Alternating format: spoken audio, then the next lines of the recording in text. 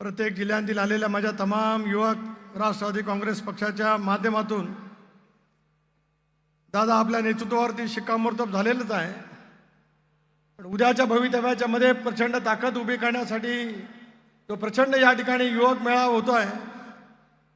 याला संबोधित करण्यासाठी आणि आपण ज्यांच्या भाषणाची आतुरतेने वाट पाहत आहोत, राष्ट्रवादी काँग्रेस पक्षाचे राष्ट्रीय अध्यक्ष, राज्याचे उपमुख्यमंत्री आदरणीय अजितदादा पवार, राज्याचे ज्येष्ठ नेते भुजबळ साहेब, रामराजे नाईक निंबाळकरजी, दिलीपराव वळसे पाटील, धनंजयजी मुंडे, अनिल भाईदास पाटीलजी, संजय बनसोडेजी, अदिती, व्यासपीठावरती उपस्थित असलेले विधिमंडळातील माझे सर्वच, या टोकापासून ते त्या टोकावरती बसलेले माझे सर्वच विधिमंडळाचे सर्व सहकारी, युवक राष्ट्रवादी काँग्रेस पक्षाचे प्रभारी आमदार सुनील अण्णा शेळके, ज्यांच्या नेतृत्वाखाली एक अभूतपूर्व असा हा मेळावा या ठिकाणी संपन्न होते, ते सूरज आणि त्यांचे सर्व सहकारी, मुंबई राष्ट्रवादी काँग्रेस पक्षाचे अध्यक्ष समीर भुजबळ, अविनाश अधिक, पक्षामध्ये प्रवेश करणारे श्रुत नागवडे आणि त्यांचे सर्व सहकारी,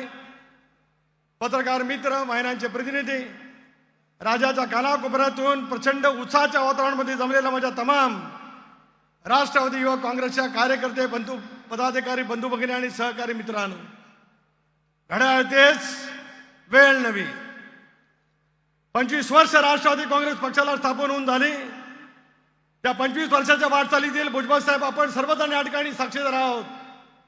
पण 25 वर्षाच्या इतिहासात घड्याळ तेच वेळ नवी अशी बिरुदावली घेऊन पहिल्यांदाच महाराष्ट्राच्या कानाकोपऱ्यातील प्रचंड युवा शक्ती आज या ठिकाणी जमली, याचं मी मनापासून स्वागत आणि अभिनंदन या निमित्ताने मी करू इच्छितो आहे। ऐतिहासिक स्वरूपाचा निर्णय अजितदादांच्या नेतृत्वाखाली घेतला गेला। अनेकांनी वेगवेगळे प्रश्न त्या कालावधीमध्ये निर्माण केले गेले, पण तुम्हाला विश्वास वाटत होता की दादा ज्या पद्धतीने महाराष्ट्राच्या राजकारणामध्ये गेले 35 वर्ष अहमपणाची भूमिका बजावत पक्षाला मजबूत करण्याची ताकद वाढवण्यासाठी सर्वस्व झोकून देऊन तुम्ही त्या पद्धतीने काम करतात। तुम्ही घेतलेल्या निर्णयाच्या पाठीमागे उभा महाराष्ट्र उभा राहील असा विश्वास व्यासपीठावरती बसलेल्या आमच्या सर्व ज्येष्ठ सहकाऱ्यांना त्या कालावधीमध्ये होता। चव्हाण साहेबांनी हाच बहुजनांचा विचार त्या कालावधीमध्ये दिला। लोकशाही या पक्षामध्ये आहेच, लोकशाहीच्या माध्यमातून बहुमताने आम्ही हा निर्णय त्या कालावधीमध्ये घेतला आणि एनडीएमध्ये सहभागी होत असतानाच महाराष्ट्राला अधिक विकसित करावं, महाराष्ट्राला अधिक प्रगतीपथावरती न्यावं, युवकांचे, बेरोजगारांचे, महिलांचे वेगवेगळे प्रश्न त्या निमित्ताने सोडवले जावेत। सत्तेचा आधार घेत सत्तेसाठी नव्हे तर बहुजनांच्या व्यापक हितासाठी काम करावं, हा क्रांतिकारी निर्णय अजितदादांच्या नेतृत्वाखाली घेतला गेला। महाराष्ट्राच्या राजकारणामध्ये गेला 6 महिन्यांमध्ये झालेला बदल तुम्ही आम्ही सर्वजण निश्चितपणे त्या ठिकाणी पाहतो। निर्णय घेण्याच्या पाठीमागची कारण मीमांसा दादांनी त्या कालावधीमध्ये सांगितले। निवडणूक आयोगाकडे हा प्रश्न त्या ठिकाणी प्रलंबित होता। आज प्रदेश राष्ट्रवादी काँग्रेस पक्षाचा अध्यक्ष म्हणून मला अभिमान या गोष्टीचा वाटतो आहे। कायद्याच्या कसोटीमध्ये आतापर्यंत स्वायत्त संस्था म्हणून निवडणूक आयोग गेलेला निर्णय जो काही यापूर्वीच्या कालावधीमध्ये निवडणूक आयोग स्थापन झाल्यापासून दिलेला गेला होता, दादा तुम्ही घेतलेल्या निर्णयाच्या बाबतीमध्ये सुद्धा त्याच कायद्याच्या कसोटीवरती आज निवडणूक आयोगाने त्या ठिकाणी निर्णय घेतलेला आहे। काही जण टीका करतात, अदृश्य शक्तीचे हात त्याच्या पाठीमागे आहेत, नैराश्याने माणसांची मनं ज्याला झपाटतात त्याला कोणावरती दोष देण्याची परिस्थिती त्या ठिकाणी मोठ्या प्रमाणावरती येत असते। एका गोष्टीचं भुजबळ साहेब शल्य वाटलं, तुम्ही ज्याचा उल्लेख या ठिकाणी केलात, धनंजयजी तुम्ही या ठिकाणी उल्लेख केलात, सुनील अण्णा शेळकेने या ठिकाणी उल्लेख केला। गेले काही दिवस दिलीपराव प्रचंड शब्दामध्ये दादांच्या वरती टीका करण्याची मोहीमच पैसे टाकून, पैसे देऊन, सोशल मीडियाच्या माध्यमातून त्या ठिकाणी केली जाते आहे। पण आज राष्ट्रवादी काँग्रेस पक्षाचा प्रदेशाध्यक्ष म्हणून मोकळेपणाने काही गोष्टी तुमच्या सर्वांच्या समोर या ठिकाणी सांगणार आहे। भुजबळ साहेब, आता दादांनी आपण घेतलेला निर्णय आत्ताचा नाही। 2014 सालामध्ये विधानसभेच्या निवडणुका या राज्यामध्ये सर्व राजकीय पक्ष स्वतंत्रपणाने त्या ठिकाणी लढले। भारतीय जनता पक्ष वेगळा लढला, शिवसेनाने वेगळी भूमिका त्यावेळेला घेतली, राष्ट्रवादी काँग्रेस पक्ष सुद्धा वेगळा लढला। ज्या काँग्रेस बरोबर सतत 15 वर्ष आम्ही सत्तेमध्ये बसलेलो होतो ते काँग्रेसनी सुद्धा निवडणूक स्वतंत्रपणाने लढवली। भुजबळ साहेब, तुम्ही, मी, अजितदादा, प्रफुल्ल पटेल आपण आपल्या हेडक्वार्टरला त्यावेळेला होतो। निवडणुकीचे पूर्ण निकाल हातामध्ये यायचे होते। राष्ट्रवादी काँग्रेस पक्षाने भारतीय जनता पक्षाने पाठिंबा मागितला नसताना सुद्धा या राज्याच्या स्थिरतेसाठी मी आणि प्रफुल्ल पटेल आम्ही दोघांनी बाहेर जाऊन राष्ट्रवादी काँग्रेस पक्षाचा पाठिंबा देवेंद्र फडणवीसांच्या नेतृत्वाखालच्या सरकारला आम्ही घोषित केलं. भुजबळ साहेब त्याची तुम्ही पण साक्षीदार आहात. काय हे सांगावं लागतंय की आज टीका टिप्पणी करत असतानाच काही माणसं भान त्या ठिकाणी विचारून त्या ठिकाणी बोलतायत. 2016-17ला मी प्रदेश राष्ट्रवादी काँग्रेस पक्षाचा अध्यक्ष म्हणून भारतीय जनता पक्षाच्या सरकारमध्ये जाण्यासाठी पूर्णपणाची बोलणी त्या कालावधीमध्ये झाली. मंत्रिपद ठरली, पालकमंत्रीपद ठरलं, लोकसभेच्या जागांचं वाटप सुद्धा त्या कालावधीमध्ये झालं. सत्तेमध्ये आपण केव्हा शिरणार याच्यासाठीच फक्त काही दिवस राहिलेले होते, पण पुन्हा एकदा तो निर्णय त्या कालावधीमध्ये अंमलामध्ये येऊ शकला नाही. 2019 सालामध्ये सुद्धा सातत्याने या होतीमध्ये बोललं गेलं की पहाटेचा शपथविधी झाला. दादा तर नेहमीच बोलतात पहाट सकाळी 5, 5:30, 6ला होते, 4 वाजता होते. 8 वाजता झालेल्या शपथविधीला पहाटेची शपथ म्हणून त्या ठिकाणी बोललं गेलं. त्याच्या आधी भुजबळ साहेब केवळ तुमच्याजवळ, दिलीपराव तुमच्याजवळ आम्ही चर्चा करू शकलो नव्हतो. मी असेल, दादा असेल, प्रफुल्लभाई असतील, धनंजय मुंडे असतील, आम्हाला सर्वांना सांगण्यामध्ये आलं होतं की भारतीय जनता पक्षाच्या बरोबर चर्चा त्या ठिकाणी सुरू ठेवा. शेवटच्या क्षणाला निर्णय बदलला. एकच वादा अजितदादा, शब्दाचा पक्का अजितदादा. ही बिरुदावली केवळ दादा त्या ठिकाणी घेत नाही, पण तो शब्द त्यांनी भारतीय जनता पक्षाला नेतृत्वाच्या माध्यमातून दिला होता. तो स्वतःचा शब्द खरा करण्यासाठी सर्वस्व राजकीय पणाला लावलं आणि दादांनी त्या कालावधीमध्ये शपथ घेतली. हे सुद्धा आज या महाराष्ट्राला कानाकोपऱ्यात आलेल्या युवकांच्या मार्फत नव्या पिढीला सुद्धा आता समजून सांगण्याची आवश्यकता त्या ठिकाणी आहे. काय हे सांगावं लागलं, याची दुरुस्ती या ठिकाणी का करावं लागली. 6 फेब्रुवारीला ऐतिहासिक निर्णय ज्यावेळेला निवडणूक आयोगाच्याकडून आला, ज्या पद्धतीने तुम्ही संभावना करत आला. सूरज, आज तुम्ही युवकांचे अध्यक्ष आहात. काही पगारी माणसं त्या ठिकाणी ठेवली गेलीत. चतुर्थ श्रेणी कर्मचाऱ्यांना सुद्धा सन्मान देतो. त्याच्यापेक्षा खालच्या स्तरावरची असलेली जी काही पदाधिकारी आहेत, ज्या एकरी भाषेमध्ये दादांना बोलतात, आज माझ्या या महाराष्ट्रातल्या तमाम युवकांना मी या निमित्ताने विनंती करू इच्छितो आहे. एक महाराष्ट्रातली जबरदस्त ताकद अजित दादांच्या पाठीमागे या ठिकाणी तुम्ही पूर्ण शक्तीने उभी केलेली आहे.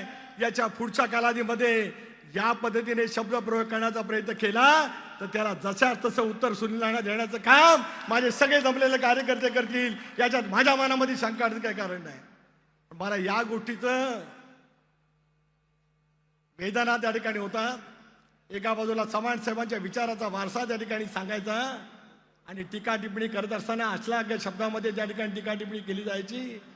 याच पुण्यनगरीमध्ये उभं राहिलेलं राष्ट्रवादी काँग्रेस पक्षाचं कार्यालय मी आज सांगतो आहे, त्याचं कुणी छातीवरती हात ठेवून सांगावं, अजित दादा पवार नसते तर या पुणे शहरामध्ये राष्ट्रवादी काँग्रेस पक्षाचं कार्यालय हे उभं राहू शकलं नसतं.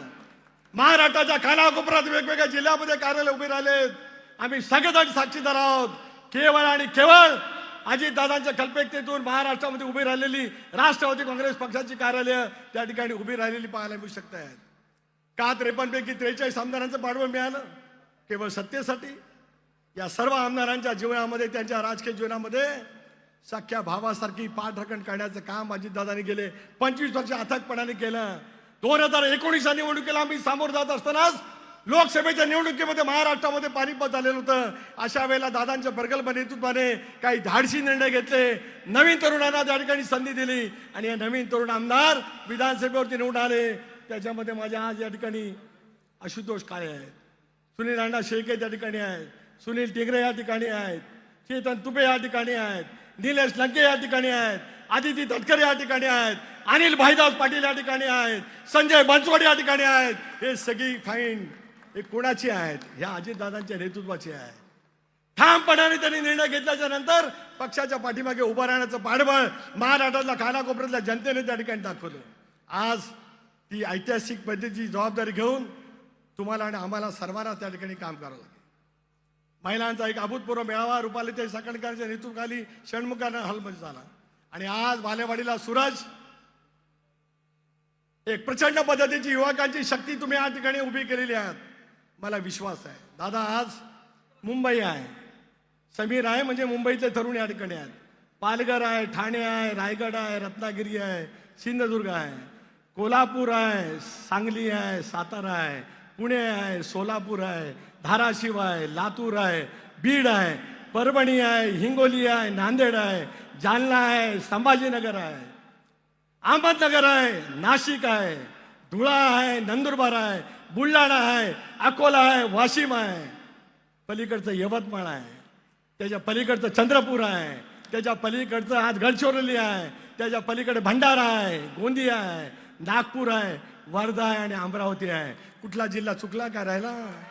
महाराष्ट्रातले सगळे जिल्हे आजी दादा तुमच्यामुळे महाराष्ट्रामध्ये मी फिरू शकलो याचा अभिमान माझ्यासारख्या कार्यकर्त्याला नक्कीच त्या ठिकाणी आहे. म्हणून जमलेल्या युवा कार्यकर्त्यांची जबाबदारी उद्याच्या कालावधीमध्ये नेतृत्व केवळ त्यांच्या एकट्यासाठी नव्हेच, महाराष्ट्राला मजबूत करण्यासाठी, शाहू फुले आंबेडकरांच्या सिद्धांतावरती अधिक योग्य पद्धतीने मार्गक्रमण करण्यासाठी आपल्याला ठामपणे त्या ठिकाणी उभं राहायचं आहे.